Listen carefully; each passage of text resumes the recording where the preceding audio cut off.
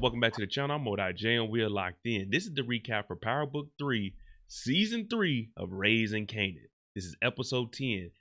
Is this the end? Yes, it is. And let me tell you, Raising Kanan has done it again. 3 straight seasons of great episodes. Now, we see that there was some major character deaths, but the family got the money, and they might be able to ride off into the sunset. Or is there still a Rico lingering over their head? Now, before we jump into this and we break down this episode and give the recap, if you like power content, breakdowns, theories, and predictions like this, tune in tonight, 2 p.m. Eastern, for the On the Clock after show episode where we break down each individual character. Then hit your subscribe button and turn on your notification bell so you get something every time I upload. Make sure you hit that like button. I'm on that road to 50,000 subscribers, so I appreciate each and every one of you. And if you don't see this video at 100 likes, hit that like button. But enough of me talking. Let's go ahead and jump into it. This is the recap for the season finale of Raising Kanan Season 3. We start the episode off with Lulu in therapy. Now, a lot of people were thinking maybe he's gone. Maybe they unalived him. Well, no, they actually took him to therapy. And he's been in rehab for a while. It's been 2 weeks since the last episode. And Rock is talking to the therapist telling him, this is expensive. Everything Lulu is going through, we're going through it also. We're not drinking. Now, Lulu, it turns out he's the one that invited Rock here on his 2-week checkup because he told his therapist, Mr. Cadwell, that Rock is the most important person in his life. And now, if you look at how he was raised by Rock. So now you can see why he's feeling that way. And for Rock to be in here talking like that, Lulu is feeling a certain type of way because he wants to get close to Rock. And we know that Rock loves him. It's tough times right now. And when you're facing the feds, you're facing people attacking you, you're facing the dope game, Rock doesn't have time to be emotional like Lulu. Marvin goes to pay his respects to Gerald, but he doesn't actually go over there because, you know, the block is hot at this moment, and he still feels a certain type of way about Gerald working with the feds, so he's not showing his face. But speaking of the feds, they show up, and they're blaming Gerald's death on Marvin, saying if you wouldn't have been around, he wouldn't have unalived himself, and now his kids are going into foster care.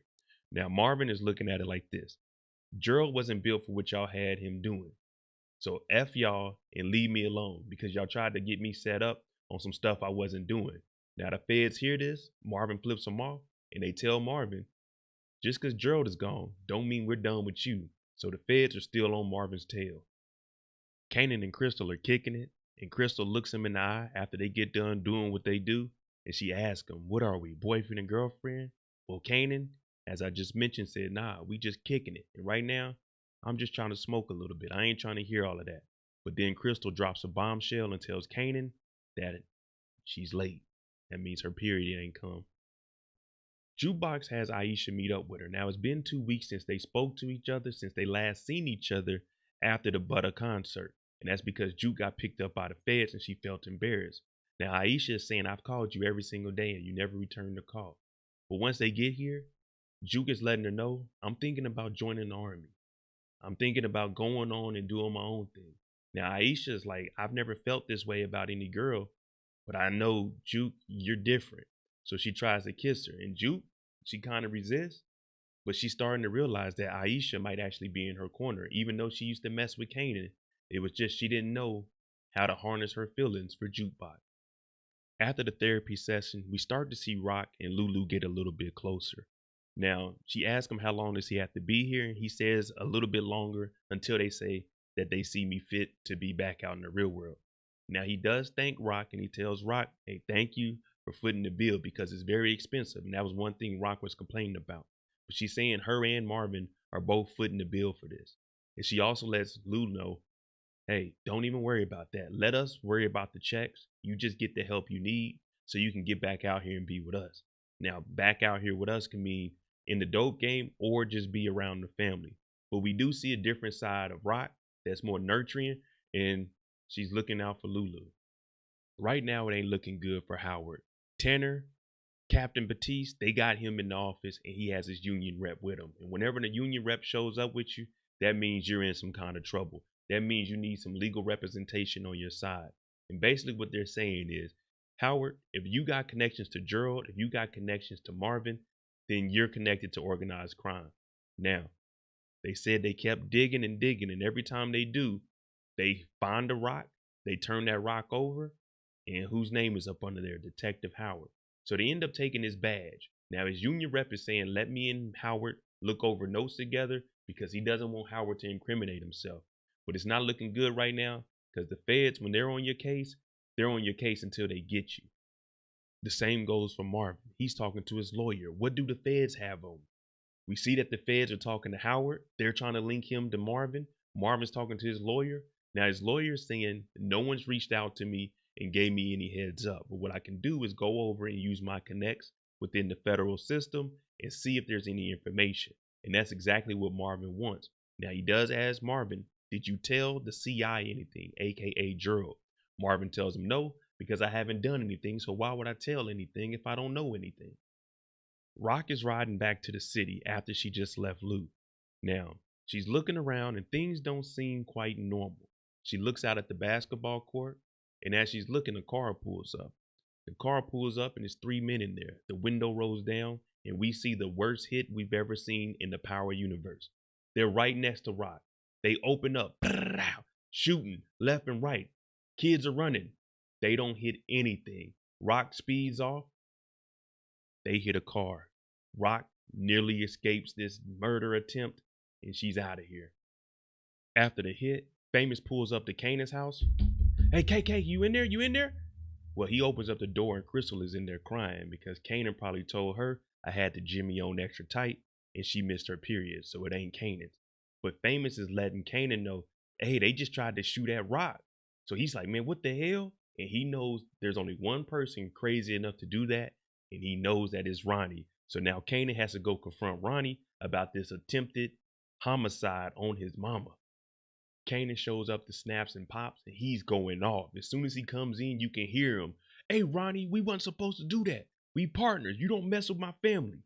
You don't make that decision. Now, Snaps, he's the OG, and he knows that there's going to be friction between these two because that is Kanan's mom. Now, Kanan, he's passionate about the streets, but he also loves his family.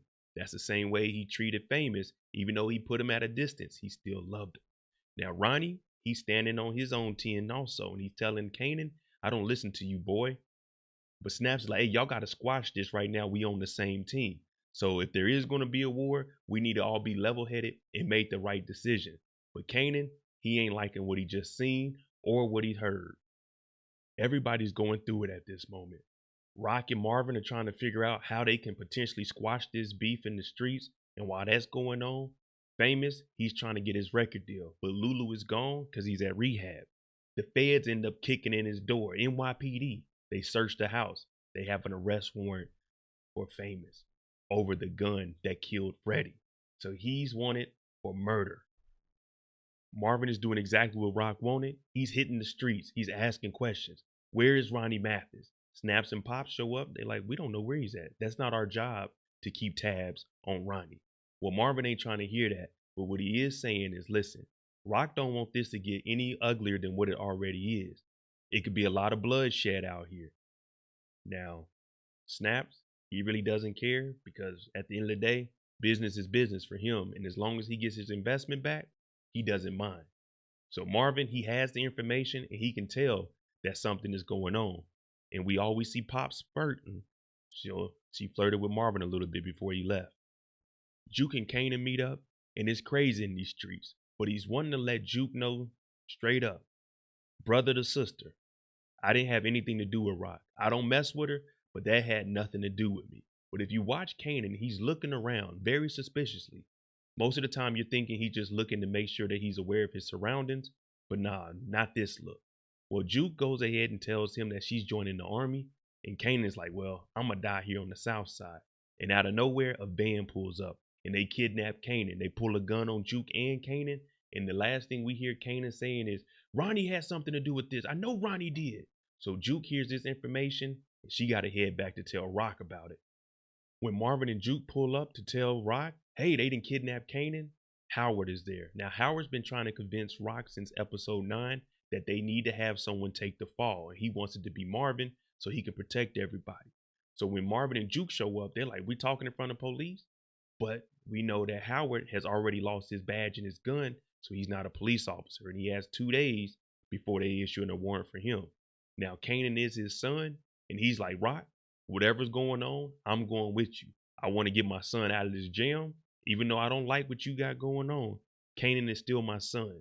So right now, we got the Thomas family and Howard trying to figure out how to get Kanan back. NYPD has Famous down there and they're asking him questions about the shooting and they're saying, hey, maybe it's self-defense. Go ahead and confess and we'll make it happen. Your mom turned in the gun and she did a good job. So Famous is upset that his mama basically turned him in to the police. But he's saying, I didn't do anything and I want to talk to a lawyer. Now we know that Famous is the best friend of Kanan and he's continuing to hold it down, not saying a word to the law. Rock sits down with Snaps and Pop, and they're saying, what does Ronnie want? How can we get Kanan back?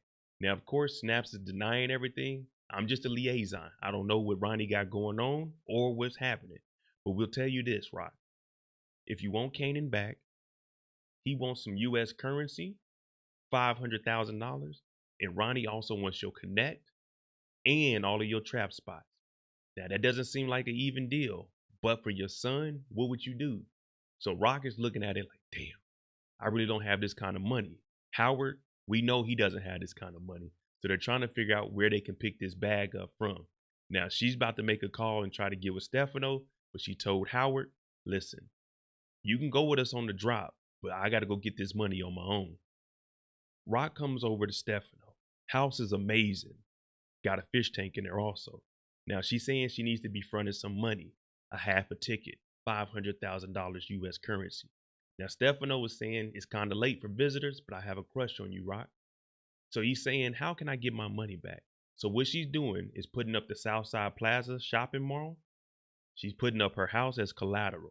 Just like you go to the bank, you got to have some kind of collateral. And well, Stefano's like, you know what? I'll do it. I'll give you a call when we make the drop. But Rock just put up everything to potentially try to get Kanan back. And you hear Stefano say, I hope your son knows how much you love him because you're going through a lot, risking everything you have to save him. Lulu is still at the rehab and he's almost at the point where he's losing it, to the point where he wants to unalive himself because of all the hurt, all the trauma, all the pain that he's went through. But as he's sitting there with the extension cord, he really starts to think about life and he realizes that life is a beautiful thing you don't want to waste. And he unties himself and he stays alive. Rock, Howard, and Marvin pull up to the warehouse to do the drop. $500,000 in cash. Marvin is on the roof looking out. Howard tries to grab the bag. Rock takes it from him and says, you're not going to hold on to this money. I don't trust anybody. Now, Howard is saying you need to trust somebody. You can't go living life like this. But Rock makes it very clear. I've made it this long without trusting anybody, and I'm going to continue to do this. Now, when they go on the inside, they end up getting pat down, and now they're face to face with Ronnie Mathis. The only thing is, this turns out to be a setup. They're trying to get Kanan, and they want Kanan back for $500,000 in the connect. Ronnie says, well, I can't give you back something that ain't mine. And Kanan says, I wasn't kidnapped. So Kanan wanted the $500,000 in cash. Ronnie just wanted to connect in the trap houses, all the restaurants. He wanted everything that Rock had because she took everything from him. Now they throw over the money. Howard and Rock are in a disbelief because Kanan just set up his own parents and they're looking at it like, what the hell has just happened here? Well, when they toss the money over to Ronnie, he looks in the bag. He sees a lot of money, a lot of green, and the smell of money puts a smile on Ronnie's face, something we haven't seen all season. But Rock is telling Kanan, you don't know what you're doing. Kanan looks at his mom and says, I does. And he pulls a gun out and he unalives Ronnie right there next to the money. And then Rock takes Ronnie's gun and shoots Howard. We're tying up all the loose ends. Rock tells Kanan, you're leaving with me and we gotta go. Marvin comes in, he sees the bodies on the ground. He knows they definitely gotta go. The mailman don't play.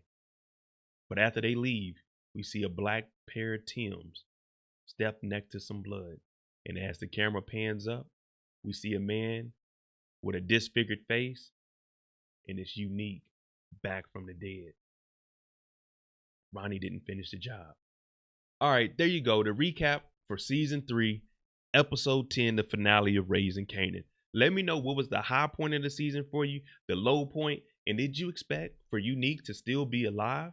Let me know what you think. I'm OJ. Make sure you tune in tonight, 2 p.m. Eastern, for the On the Clock after show discussion where we talk about each individual character and tell the story behind the story. I'm on that road to 50,000 subscribers. So if you like this kind of content, hit that like button, hit that subscribe button. If you don't see it at 100 likes, hit that like button. Thanks for watching. I'm Mo.J. I'm out.